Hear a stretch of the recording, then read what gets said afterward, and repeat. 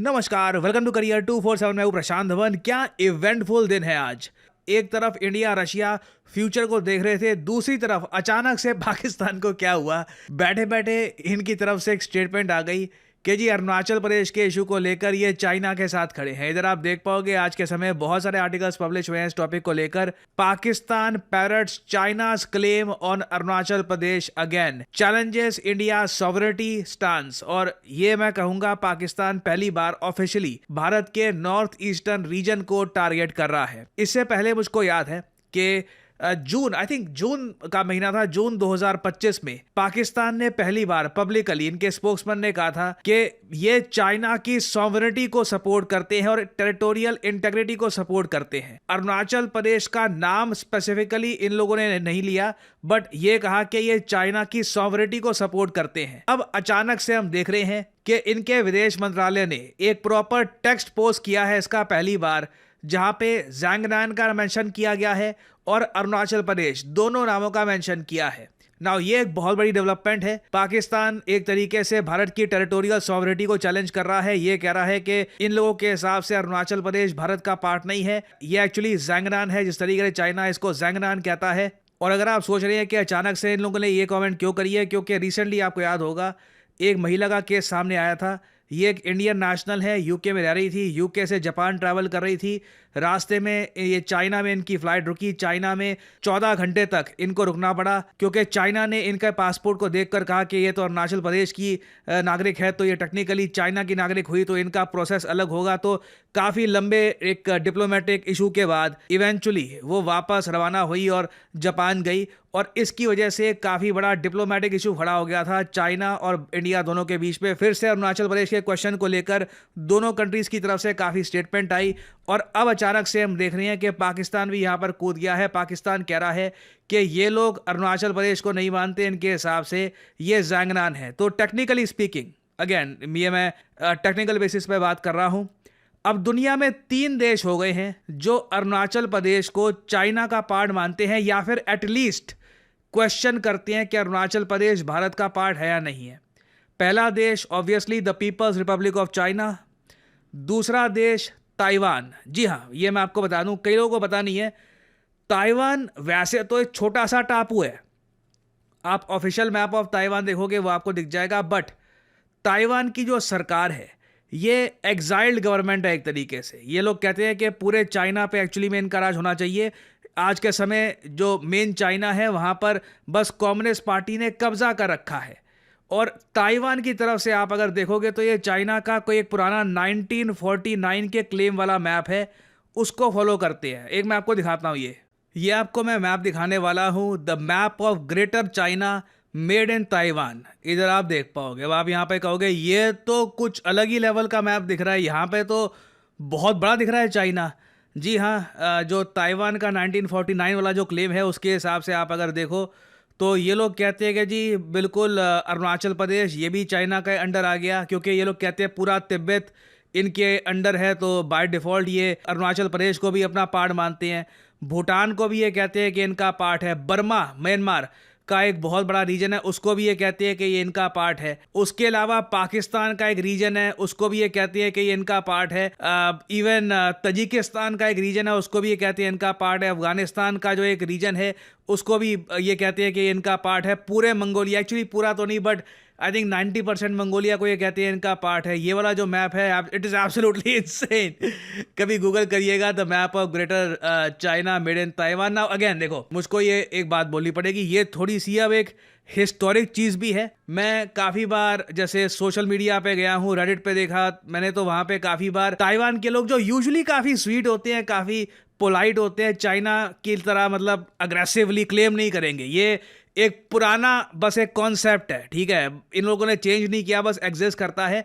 ज़्यादातर जो मैं ताइवानीज़ लोगों की कमेंट देखता हूं तो वो यही वहां पे लिखा होता है कि एज ए ताइवानीज़ मैं कंफर्म कर सकता हूं कि हम लोग ये नहीं कहते कि हम पूरे चाइना को ओन करते हैं, मंगोलिया हमारा पार्ट है, रशिया और इंडिया के हिस्से हमारे पार्ट है, हम ऐसा कुछ नहीं कहते। अब हालांकि क्वेश्चन यहाँ पर यही आता है कि ठीक है ये एज ए ताइवानीज एक अच्छा इंसान होगा, बट क्या इन्होंने अपनी गवर्नमेंट को ये बात बताई है? क्योंकि गवर्नमेंट के जो पुराने रिकॉर्ड्स हैं वहां पे तो अभी भी ये मैप एग्जिस्ट करता है। तो खैर मेन बात पे अगर हम आए अरुणाचल प्रदेश के इशू को लेकर, एक तो जो चाइना है, कम्युनिस्ट पार्टी ऑफ चाइना, वो कहती है कि अरुणाचल प्रदेश इनका पार्ट है। फिर सेकंड कंट्री अगर हम इसको कंट्री माने भी तो ताइवान भी यहाँ पे ऐड होता है। और अब तीसरा देश जो यहाँ पर जुड़ गया है वो क्लियरली है पाकिस्तान, जो भारत की टेरिटोरियल सॉवरेनिटी को चैलेंज कर रहा है। और इसलिए परहैप्स अब समय आ चुका है कि भारत भी अपनी स्ट्रैटेजी चेंज करे। अभी के लिए स्थिति ऐसी है कि पाकिस्तान ने हमारा जो एरिया कब्जा रखा है, पाकिस्तान ऑक्यूपाइड कश्मीर का, हम बस यही कहते हैं कि वो एरिया हम वापस लेंगे, जबकि पाकिस्तान ने ओवर द ईयर्स इंडिया के बाकी बहुत सारे हिस्सों पर क्लेम जमा लिया है। फॉर एग्जांपल इमरान खान के टाइम में पाकिस्तान ने अपना नया मैप पब्लिश कर दिया था, जहां पे ये लोग अब जूनागढ़ को भी क्लेम कर रहे हैं, जो गुजरात का एक बहुत ही बड़ा हिस्सा है। तो परहैप्स अब टाइम आ चुका है कि भारत भी विद अथॉरिटी क्लेम करे पाकिस्तान के और रीजन्स। फॉर एग्जांपल हम डिक्लेयर कर सकते हैं सपोर्ट बलूचिस्तान के लिए, बलूचिस्तान की इंडिपेंडेंस के लिए। हम सिंध का पार्ट अब क्लेम कर सकते हैं। हमारे डिफेंस मिनिस्टर ने ऑलरेडी रिसेंटली कहा है कि सिंध में रिटर्न टू इंडिया, बॉर्डर्स में चेंज। बट अगेन आप देखिए हमारी टोन और इनकी टोन में कितना फर्क। हम सिविलाइजेशनल तरीके से बात करते हैं, हम बात करते हैं कि शायद सिंध खुद ही वापस लौट जाए और ऐसे हो जाए वगैरह, और हिस्ट्री की हम बातें करते हैं, भाईचारे की बातें करते हैं कि सब मिलकर रहे। पाकिस्तान कैटेगोरिकली का देखता है कि कहां पर इंडिया को एक जियोपॉलिटिकल इशू सामने आ रहा है और वहां पर ये इंडिया के अगेंस्ट जो भी कंट्री खड़ा है उसका समर्थन देना स्टार्ट कर देते हैं। पाकिस्तान की स्ट्रैटेजी में कोई आपको जियोपॉलिटिकल लॉजिक या फिर कोई पैटर्न नहीं मिलेगा। इनका सिंपली एक मान लीजिए एक लाइक अ ज़ॉम्बी, इनका एक ही टारगेट है, hurt India in any way possible. तो यहाँ पे मैं आप लोगों से पूछना चाहूंगा कि आपके हिसाब से अब समय आ चुका है कि हम भी पाकिस्तान में जो भी इश्यूज चल रहे हैं या फिर जो भी क्लेम को लेकर कुछ इशू है, पाकिस्तान का लैंड को लेकर इशू है किसी और कंट्री के साथ, फॉर एग्जांपल अफगानिस्तान के साथ इनका इशू है दुरंत लाइन को लेकर, क्या आपके हिसाब से भारत को भी वहां पे पाकिस्तान का जो अपोजिंग कंट्री है उसके समर्थन में स्टेटमेंट देनी चाहिए, या फिर आप मानते हैं कि नहीं हमें ज्यादा रिस्पॉन्सिबली अपनी स्टेटमेंट देनी होगी क्योंकि इंडिया एक ज्यादा बड़ा जियोपॉलिटिकल प्लेयर है? Our statements should carry a lot of weight कि जब भारत किसी कंट्री का समर्थन कर रहा है तो उसके पीछे जेन्युइन रीजन होगा। लिखिएगा अपने थॉट्स कमेंट सेक्शन में, मैं जानना चाहूंगा आपका ओपिनियन। फाइनली यहाँ पे आपसे मैं सवाल पूछूंगा, क्वेश्चन ये है कि किस कंट्री के एस्ट्रोनॉमर्स ने रिसेंटली अलखनंद नाम की एक गैलेक्सी खोज निकाली है? मैंने इस टॉपिक पर एक शॉर्ट वीडियो भी करी है अपलोड, ये है यहाँ पे आपकी ऑप्शंस, चाइना, यूएस, इंडिया या फिर जापान। कमेंट सेक्शन में करिए उत्तर। जो लोग देंगे सही आंसर उनकी कमेंट को मैं दे दूंगा हार्ट, ताकि बाकी लोग समझ पाए कि सही उत्तर क्या है। और पिछली वीडियो की अगर मैं एक कमेंट आपके साथ शेयर करूँ, एक बहुत अच्छी कमेंट थी यहाँ पर कि रेडिट पे इन्होंने एक पोस्ट पढ़ी एक आदमी जो यूरोप में रहता है, और वो आज के समय ये कह रहा है कि जो इंडिया रशिया में प्रेम है वो वन साइडेड है।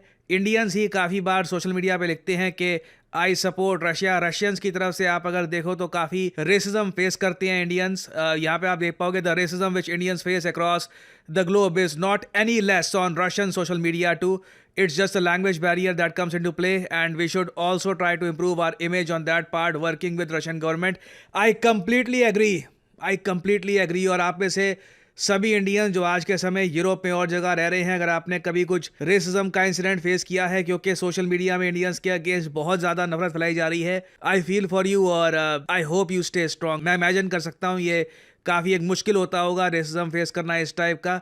और बिल्कुल मैंने रशिया का सोशल मीडिया देखा है, since I can speak Russian, मैं ऑब्जर्व कर चुका हूँ बहुत ज़्यादा इंडियंस के अगेंस्ट वहाँ पे बात बोली जाती है। Hopefully things will improve in the future. और बिल्कुल ये इशू इंडियन गवर्नमेंट को भी रेस करना चाहिए विद रशिया कि प्लीज़ एटलीस्ट अपने सोशल मीडिया में जो एंटी इंडिया रेसिज्म फैलाया जा रहा है ये आपको रोकना होगा। आज के समय पूरे भारत में कई लोग हैं जो करियर 247 का IBM powered data analyst course complete करके अपनी पहली जॉब स्टार्ट कर चुके हैं, और हमें रोज नए नए टेस्टिमोनियल्स मिल रहे हैं, और आने वाले समय में आप देखोगे ऐसे टेस्टिमोनियल्स और भी आते रहेंगे। Hi, I am Shalraj. I am from Hazaribagh, Jharkhand. I recently got placed in College Dunya, surely just because of Career 247. मैंने Career 247 के डेटा एनालिटिक्स कोर्स को ज्वाइन किया था, which is in collaboration with IBM. ये पूरा course अलग अलग modules में डिवाइडेड है।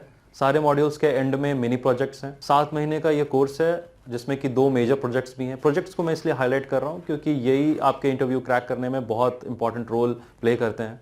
And he is absolutely right. Career 247 का डेटा एनालिटिक्स कोर्स पॉपुलैरिटी इसलिए गेन कर रहा है क्योंकि नंबर 1 लाइव क्लासेस यहाँ पे आपको मिलती है। कोई ऐसा नहीं है कि प्री रिकॉर्डेड लेक्चर दे दिए देखते रहो, लाइव क्लासेस मिलेगी और साथ ही साथ आप 2 लाइव प्रोजेक्ट्स पे काम भी करेंगे, जिससे आपको जेन्युइनली समझ में आएगा कि एक डेटा एनालिस्ट करता क्या है, जॉब में डिमांड क्या होती है। और वही एक्सपीरियंस आप जब लेके जाओगे इंटरव्यू में तो रिक्रूटर समझ जाएगा कि आप एक जेन्युइन कोर्स कंप्लीट करके आए हैं। और ऑब्वियसली जो सर्टिफिकेट आपको देगा करियर 247, वहां पे आपको IBM और करियर 247 दोनों के लोगो मिलेंगे। That dramatically improves your first impression.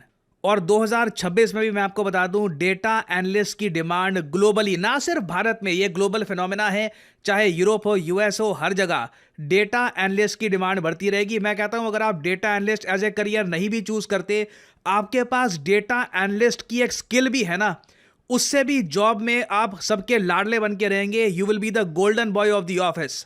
तो आपको करना सिंपली क्या है, अगर आप इंटरेस्टेड हैं in a career as a data analyst, आपको यहाँ पे एक जॉब लग रहा है कि this should be my future proof job, तो वीडियो के डिस्क्रिप्शन या फिर कमेंट सेक्शन में जाइए, पिन कमेंट में आपको लिंक मिल जाएगा। ये इस लिंक पर करिए क्लिक, यहाँ पे आपके सामने ये पेज खुल जाएगा।